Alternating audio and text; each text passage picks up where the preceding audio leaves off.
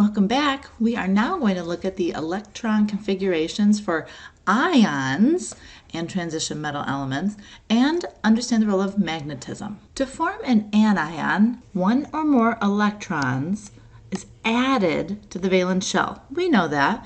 Think about fluorine. To become a fluoride ion, if you put your finger on fluorine on the periodic table, it's number 9 in the second row. To become like neon, it needs to gain one electron.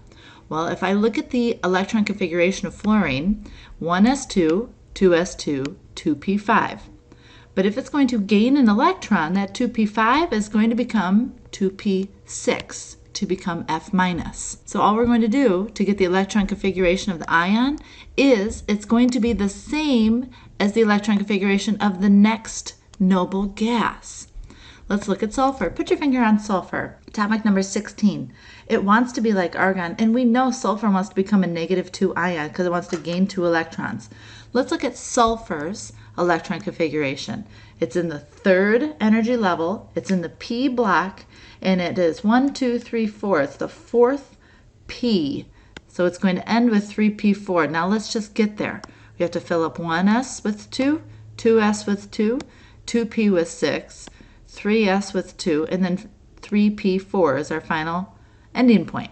We add up all of our superscripts. 2 plus 2 is 4, plus 6 is 10, plus 2 is 12, plus 4 is 16, and that's its atomic number.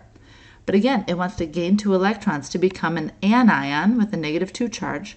So when it gains 2, it's just going to gain 2 right there and fill up that p orbital. To form a cation, one or more of the valence electrons is removed. The electrons are always removed first from the electron shell of the highest n.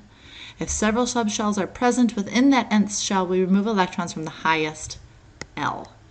Let's look at some examples. Sodium. Put your finger on sodium. It's atomic number 11. My last electron is going to be in 3s1. We fill up everything before it. So 1s2, 2s2, 2p6, 3s1. We know sodium would love to lose that 1 electron to become a +1 charge. If it's going to lose 1 electron, it's going to lose this guy, 3s1, so that it can become like neon, which is right before it. If you look at neon, it's 1s2, 2s2, 2p6. This is Na+'s electron configuration. Put your finger on Ge, germanium. It's atomic number 32. Let's look at its electron configuration. We went with the noble gas, so argon comes before it. And then in the last energy level, we're going to have 4s2, and then 3d10, and then 4p2. And then we just did the little flip-flop so that we put the 3 and then the 4. So 3d10, 4s2, 4p2. If we wanted Ge to become a +2 cation, it's going to lose the highest 2 electrons. In this case, is it 4s or 4p? Well, 4p is a higher energy than s, so we're going to lose those 2p electrons, leaving us with just Ar 3d10 4s2. Let's look at titanium, and we want it to become a +2 cation. Put your finger on titanium. It's atomic number 22. Let's write down what its electron configuration is before figuring out what its ion is. The noble gas before it is argon, and then after argon, 4s2, and then 3d2. To become a +2 cation, we need to lose the highest 2 electrons, 4s2. We lose 4s first before we lose those 3ds. Therefore, titanium +2 is going to be Ar and then 3d2. Let's look at iron 2 and iron 3.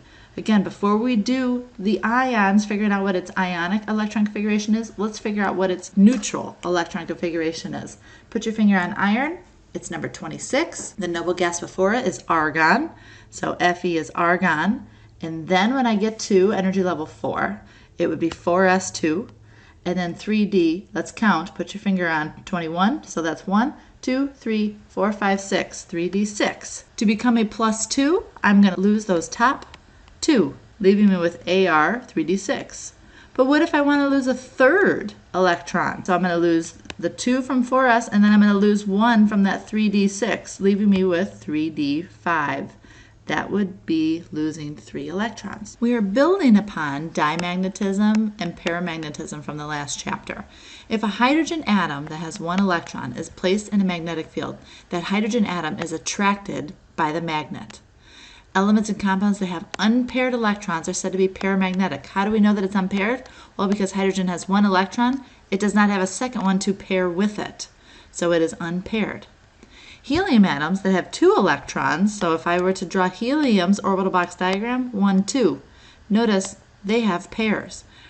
2 electrons, they are not attracted to a magnet. The 2 electrons of helium have different values of ms. That means a +1/2 and a -1/2. So they have opposite spin orientations.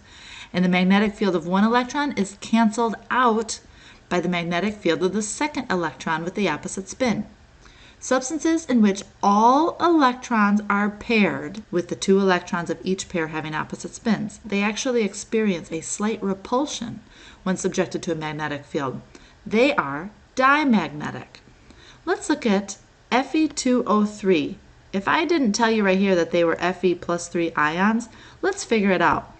Fe2O3, we know this 2 came from oxygen, which was a -2. This 3 came from Fe, so Fe is a +3. What if I wanted to know how many unpaired electrons there are? Yes, you are told here, but let's figure it out. I wrote out Fe as is, as neutral, argon, and then 4s2, and then 3d6. Then I'm showing you that I flip-flopped, so I wrote them in order of numbers. Argon, then 3, then 4. But now I want Fe3+. That means I need to lose 3 electrons. We're going to lose these 2 first, and then we'll lose one of those 6, so it's going to become 3d5. So Ar3d5. How do I know how many unpaired electrons there are? Well, I need to draw my orbital box diagram. Remember, my Ds can hold 10 electrons. There's 5 orbitals. 1, 2, 3, 4, 5. And if I'm going to draw 5, I'm going to go 1, 2, 3, 4, 5. All right. Nobody has pairs. I have 5 unpaired electrons. And because I have unpaired electrons, Fe with a +3 charge is paramagnetic. Using orbital box diagrams, draw V2+, V3+, and CO3+. Are any of the ions paramagnetic? And if so, give the number of unpaired electrons. I'm going to pause the video here. Why don't you try to draw V that's neutral, and then figure out what the +2 and +3 ions are. Same with cobalt. I would do it neutral and then lose 3 electrons. See if you can get it started.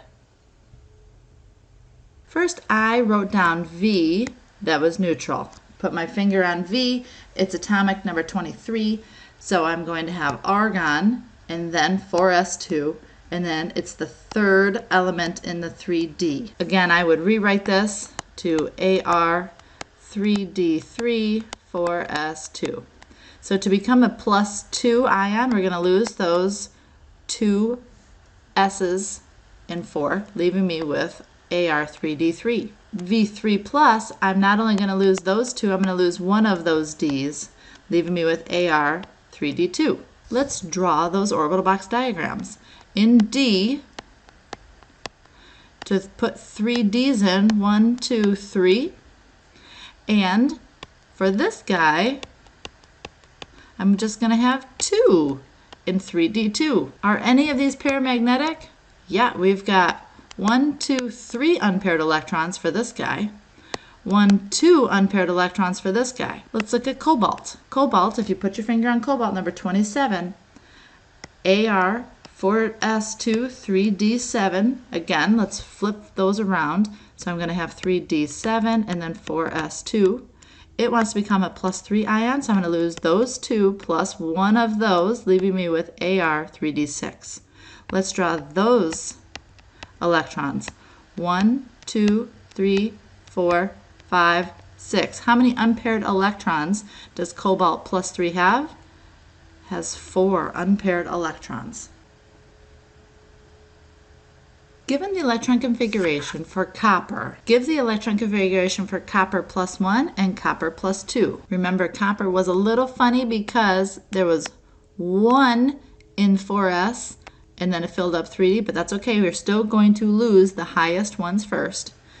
Are either of these species paramagnetic, and how many unpaired electrons do they have? I drew out the orbital box diagram here, 3d10 and 4s1. If it's going to lose one electron, we are going to lose that one 4s, leaving me with just Ar and then 3d10. That would be copper plus 1. Are there any unpaired electrons here? No. Let's do copper plus 2. Not only am I going to lose 1 from the 4s, which would be this guy, I'm going to lose the second one from 3d10, making it Ar 3d9. And then I have one unpaired electron. Cu plus 2 is paramagnetic, but Cu plus is dimagnetic. There are 17 join-ins here. Again, I'm going to go pretty fast on these, so be sure to pause the video in between each one to check your answers.